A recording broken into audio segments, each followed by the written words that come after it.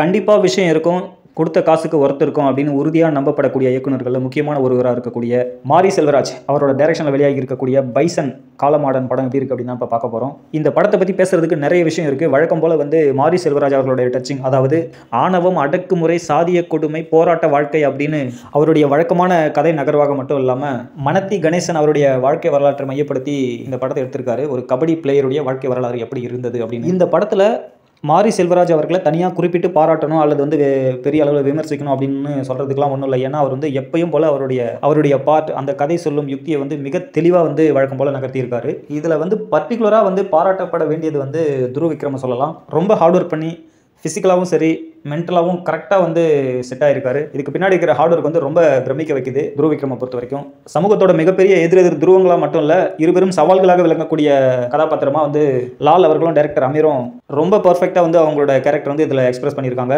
மிக குறைந்த காட்சிகளில் அவங்க ரெண்டு பேரும் வந்தாலும் அந்த 1994 அந்த காலகட்டத்தில் 93-94 அந்த காலகட்டத்தில் நடந்த சம்பவங்களை நாம் ரியாலிட்டியாக ஃபீல் பண்ணக்கூடிய அளவுக்கு அவங்களுடைய அந்த கதாபாத்திர வடிவமைப்பும் அவங்களுடைய அந்த நடிப்பு திறமையும் நம்மளை பிரமிக்க வைக்குது.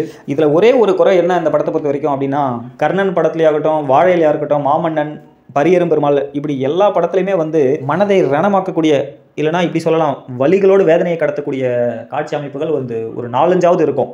இந்த படத்தில் அந்த மாதிரியான ரொம்ப இன்டென்ஸான காட்சி அமைப்புகள்லாம் கொஞ்சம் கம்மியாக தான் இருக்குது. ஆனால் அதே நேரத்தில் அந்த அடக்குமுறைக்கு எதிரான மனநிலையோட அந்த எதிர்த்து போராடுற, எதிர்த்து கேள்வி கேட்குற அந்த குணம் இருக்குல்ல, அது கரெக்டாக டைரக்டர் கரெக்டாக சொல்ல வந்த விஷயத்தை சொல்லிட்டாரு. மொத்தத்தில் இந்த படம் மாரி செல்வராஜ் படங்கள்லேயே இது சூப்பரான படம் அப்படின்லாம் சொல்ல முடியாது. ஆனால் கதை, திரைக்கதை, மேக்கிங் அப்படின்னு எந்த விதத்திலையும் நடிகைகள் தேர்வு அப்படின்னு எந்த விதத்திலையும் பெரிய அளவுக்கு எதுவும் ஏமாற்றாமல் மிக தெளிவாக, அதே நேரத்தில் மிக யதார்த்தமாக, எந்த ஒரு சினிமாத்தனமான காட்சி அமைப்புகளும் இல்லாமல் ஒரு மண்ணின் மனம் சார்ந்து கொடுத்திருக்கிற விதத்தில் இந்த படம் ஒரு நல்ல படம் அப்படிங்கிறதுல சந்தேகமே இல்லை.